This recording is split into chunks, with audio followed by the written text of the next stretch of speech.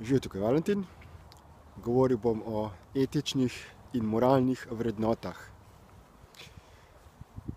Precej se ta tema navezuje na moj prejšnji video oziroma na vprašanje vzgoje otroka v istospolni partnerski skupnosti. Poslušal sem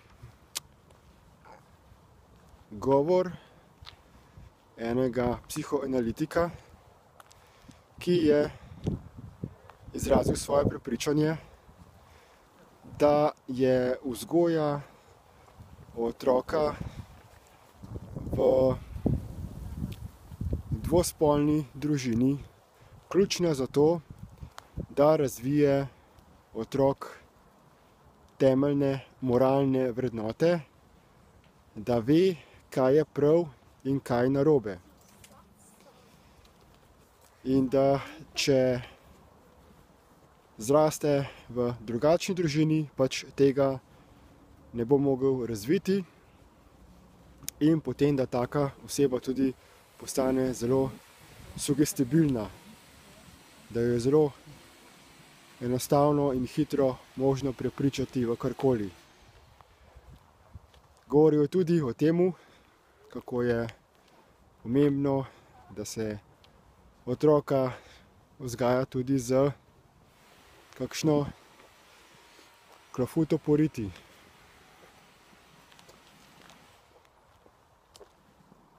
Vzgoja iz strani staršev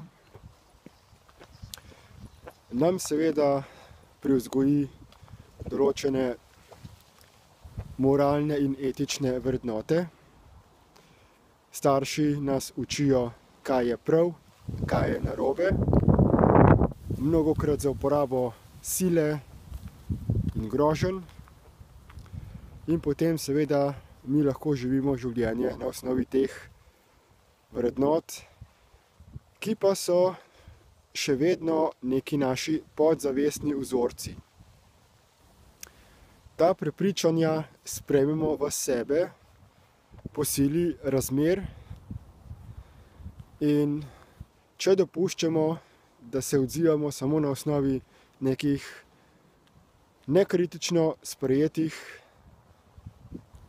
vrednot o tem, kaj je dobro in kaj je slabo, potem se še vedno obnašamo neodgovorno, kajti ne želimo sprejeti odgovornosti za svoje dejanja, temveč razlog za naše delovanje opravičujemo z temi etičnimi in moralnimi vrednotami, ki smo jih sprejeli od drugih. Prav tako je vprašanje, ali je možno te vrednote spremeniti. In skozi osebno spoznanje sem videl, da je možno spremeniti svoje vrednote, svoja moralna in etična načela, predvsem pa, da je v vsakem primeru škodljiva, če so ta načela definirana v obliki polarnih definicij, kot je dobro in slabo, narobe in pravilno. Torej vse, kar je absolutistično, brez da bi se zavedalo konteksta rabe določene odločitve in kakšne so dejanske posledice.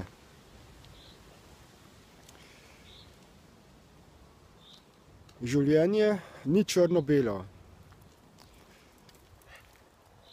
In če delujemo na osnovi polarnih definicij, potem delujemo na osnovi notranje razdvojenosti in povzročamo notranji čustveni konflikt v sebi.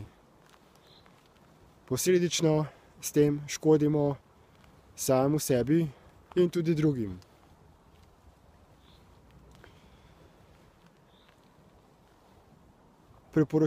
Priporočljivo je, oziroma jaz osebno priporočam, da se torej ne izgrajujejo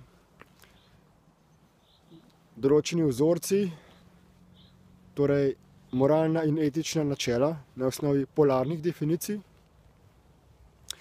temveč da se samo pogleda, kakšne so posledice določenih dejanj. Kajti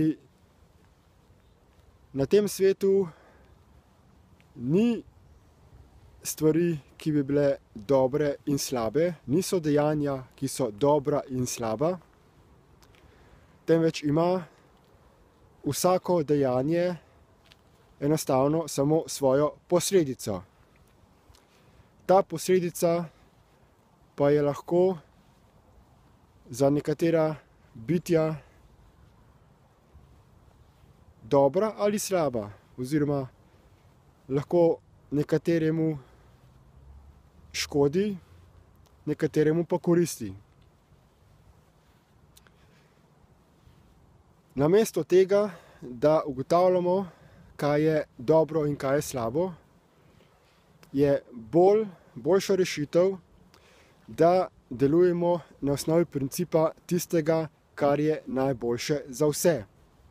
Zakaj? Zato, ker na ta način je temelj za našo sleherno odločitev zavedanje, da smo vsi na tem svetu del enosti,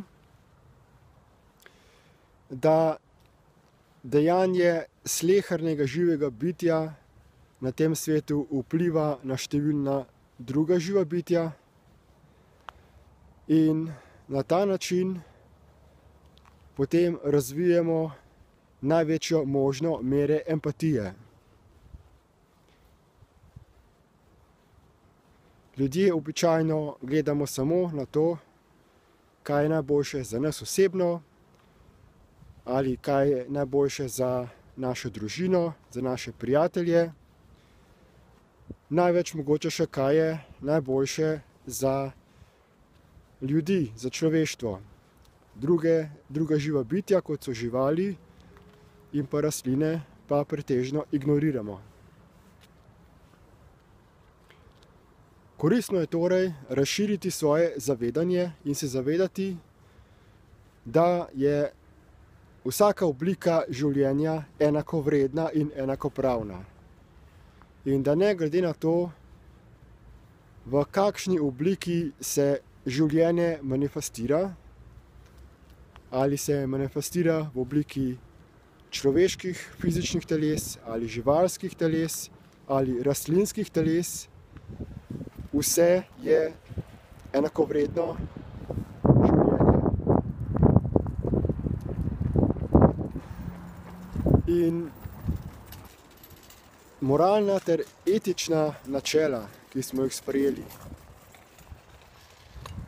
so programi, ki jih imamo v naši podzavesti, in če po njih delujemo avtomatično, brez presojanja v slehernem primeru, kakšne bodo posledice sledenja takih načel,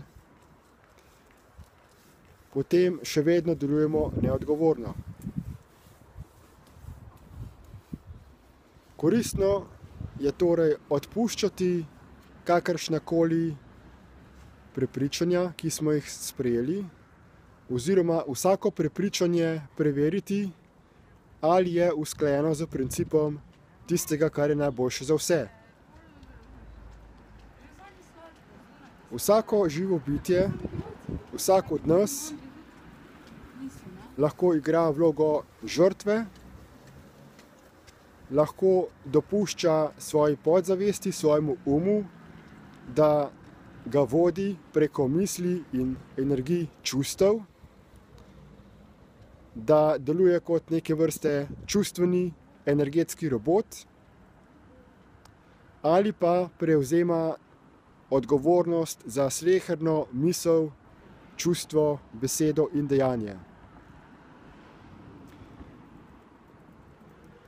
Vprašanje je samo iskrenosti do sebe, kajti v absolutnem smislu smo odgovorni za čisto vse, kar počnemo, čisto vse, kar dopuščamo. Lahko sicer to zanikamo, se delamo neumne, si rečemo, ne, jaz nisem odgovoren za svoje dejanje, to je del moje podzavesti, ampak v takem primeru se vedno lažemo samemu sebi. Potrebno je torej krepiti samoiskrenost, se vzeti čas, se ustaviti, ozavestiti vse miselne vzorce, ki smo jih sprejeli v svoji preteklosti in jih zanalizirati, katera so koristna, katera pa škodljiva za druga živa bitja. To je proces, ki se ga je potrebno naučiti. Človek potrebuje znanje o tem, kako deluje in s kakšnimi orodji je možno učinkovito zanalizirati te svoje miselne vzorce, tudi v najglobjih plasteh podzavednega in nezavednega uma.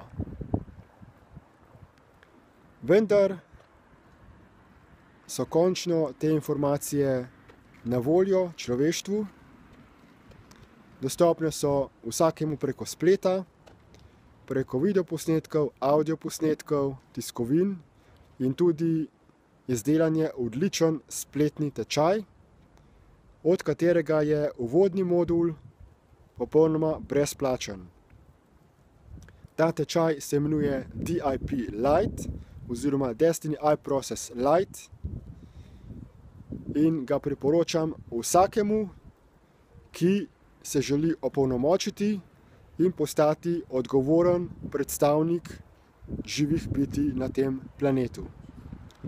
Povezavo do tega tečaja in dodatnih podpornih informacij pa najdete v opisu tega videoposnetka, tako da si le poglejte.